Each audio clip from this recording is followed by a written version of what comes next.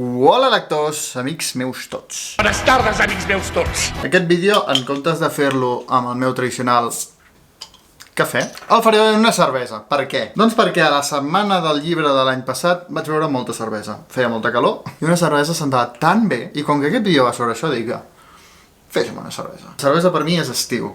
És la setmana del llibre en català. Benvinguts, Entre Lletres.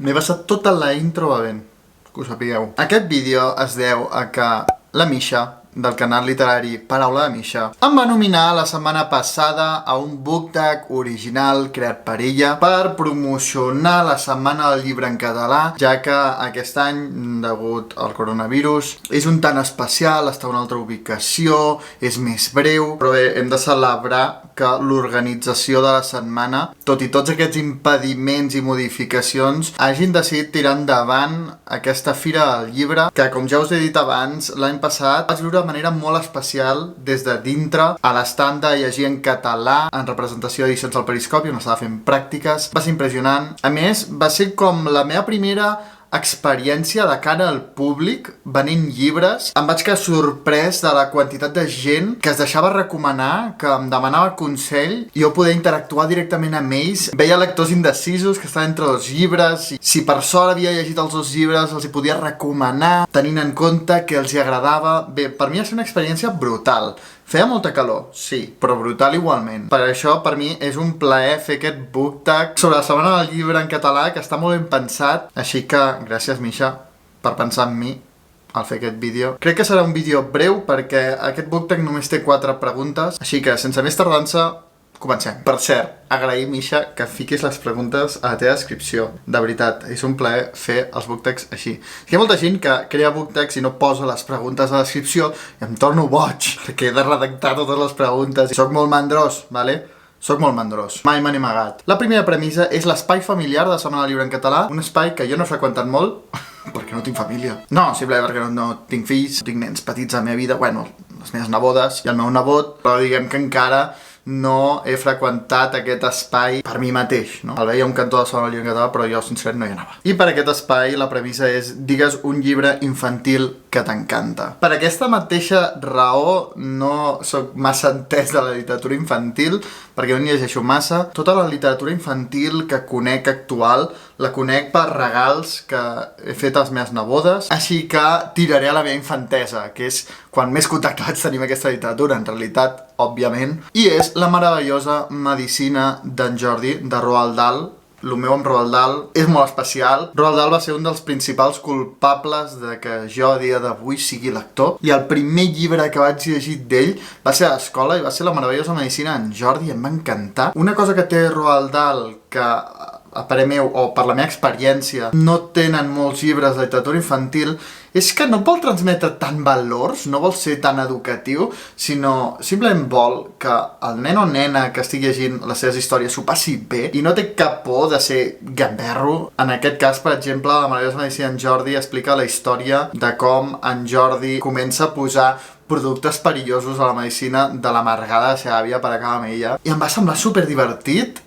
És una de les primeres experiències lectores que recordo haver gaudit moltíssim, però hi ha molts altres llibres que m'encanten. Per exemple, a mi m'encanta Allà on viuen els monstres de Sendak. És com el conte que sempre li explico a les meves nebodes i sempre em demanen que els hi expliqui. Suposo que a l'hora d'explicar contes té molt a veure si a tu mateix t'apassiona aquesta història i vas créixer amb aquesta història, i ens ho passem molt bé. Aquest llibre també el deixo recomanat. La segona premissa és La tarda jove, un llibre juvenil que vols compartir amb tothom. Trobo que l'etapa juvenil d'un lector conté diverses fases, o com a mínim 2 fases. La primera és quan encara ets molt nen, però estàs començant a llegir, vols més tema aventures, etc. I després també està l'última fase de l'adolescència, que com a persona comences a canviar i t'estàs preparant per entrar a la vida adulta. Per tant, en aquesta premissa també recomanaré 2 llibres. La primera és per aquesta primera fase i és un clàssic, La crida del bosc, de Jack London, que explica la història d'un gos domèstic que viu tranquil·lament al jardí de casa seva i un dia uns buscadors d'or el segresten i se l'emporten a les terres inhòspites i glaçades de l'Àrtic, i allà el gos, que es diu Buck, s'ha d'espavilar i viurà per primera vegada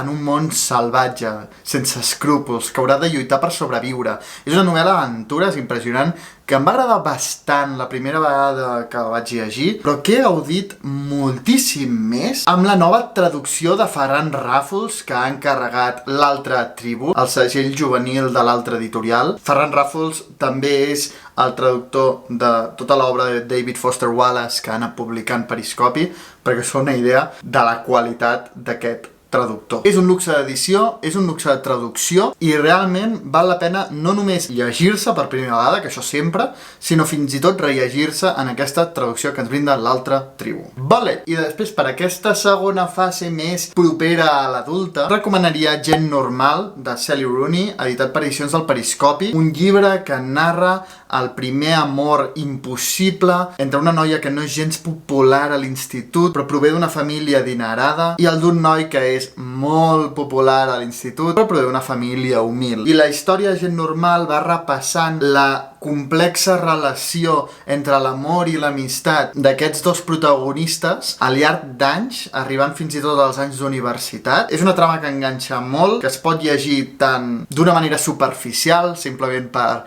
saber com acaba la història d'amor entre aquests dos protagonistes, però també es pot llegir entre línies una reflexió sobre una generació i sobre la complexitat d'algunes relacions sentimentals. Un llibre que a mi em va agradar molt i em va sorprendre que m'agradés molt, perquè Sally Rooney en principi no és una d'aquestes autores que jo normalment llegeixo, però m'ha encantat aquesta novel·la, de veritat. La tercera premissa és itinerari literari, que sempre veig en el programa i mai m'hi he pogut apuntar, però bé, estic quedant genial, com a defensor de Setmana del Llibre en català. Jo ho deixo tota la meva. No apunto les activitats, però jo vaig mirant tot des de fora. I la premissa per l'itinerari literari és un llibre que et convida a perdre't per un indret. Hi ha moltíssims llibres que podria dir per aquesta premissa, perquè a mi m'encanten les novel·les que et porten a un indret. Per això el meu canal principal es diu Trotalibros, amb la idea de fer com un paral·lelisme amb la paraula Trotamundos, Rodamón, algú que viatja a través dels llibres. Així que també en recomanaré 2.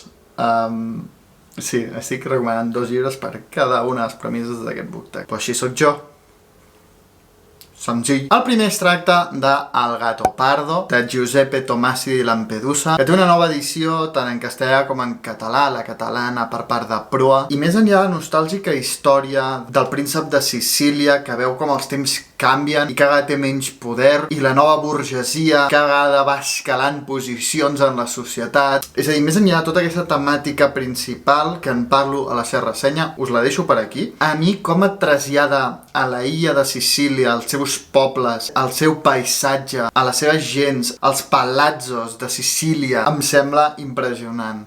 Jo tinc ganes d'anar a Sicília des que vaig llegir El gato pardo. I l'altre, que també podria encaixar a la recomanació juvenil, és una relectura que he fet recentment, i és El Hobbit, de Tolkien. A mi sembla una història extraordinària, un dels meus llibres preferits de sempre, i que presenta per primera vegada alguns escenaris que sortiran al Senyor dels Anells, com pot ser la comarca, o el Bosc Negre, o Erebor, o la ciutat del llac. És que hi ha tantes localitzacions que dius, és que com m'agradaria despertar-me algun dia a la Terra Mitjana i explorar totes aquestes terres, de veritat. És un dels grans desitjos que he tingut sempre. Totes les localitzacions em semblen formidables. Gran lectura, recomanada, juvenil, no us ho perdeu. I la quarta i última premissa és el llibre recomanat. Un llibre que recomanaries als lectors que passessin pel teu estant. Bé, hi ha moltíssims llibres que m'hauria agradat editar i recomanar activament a tothom que passés per davant del meu estant, però per centrar-me en la literatura catalana jo recomanaria Persecució,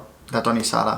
Estic fart de recomanar-lo. Vaig estar a punt de denunciar el Premi Òmnium a millor novel·la del català per no fer-la guanyadora. M'hauria encantat poder-lo traduir al castellà, però Nabona es va adelantar.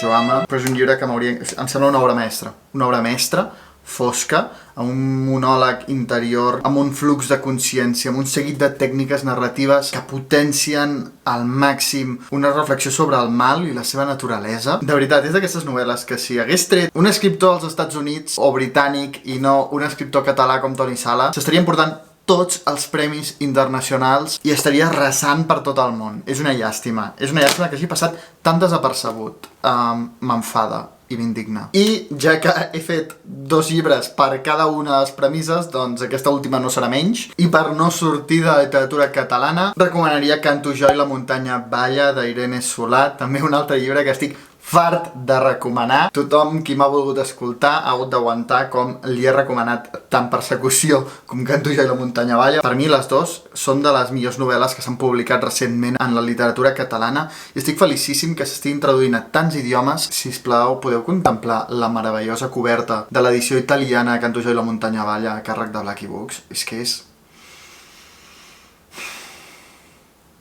He volgut aprendre italià per poder tenir això a la biblioteca. Canto jo i la muntanya balla és una novel·la que es llegeix bastant ràpid, és una novel·la breu, amb molts capítols. Cada capítol t'aproxima des d'un narrador diferent i ja no només són persones, sinó que pot ser un animal, pot ser un element, pot ser un núvol, pot ser un bolet. Acosta als Pirineus catalans, a aquestes terres de frontera amb França, a través del temps. Per mi és la història un paisatge. No és tant una història de personatges o tot això, sinó és una història un paisatge en el qual jo sempre identifico la meva terra, Andorra, tot i que no es desenvolupa a Andorra, però em recorda moltíssim el meu país. Però independentment d'això, és una novel·la impressionant, inoblidable, que està arrasant amb premis internacionals i jo ho celebro. I això és tot. Moltes gràcies, Misha, per nominar-me. Jo no nominaré a ningú perquè ara no em ve ningú al cap de booktuber català que no estigui nominat encara. Però bé, si estàs veient aquest vídeo i el vols fer, encara que sigui als comentaris, sisplau, m'encantarà saber les vostres respostes. I sobretot no oblideu subscriure-vos al canal per no perdre-us cap vídeo. Vale! Llegiu molt! Hey! Amb tu me'n vaig!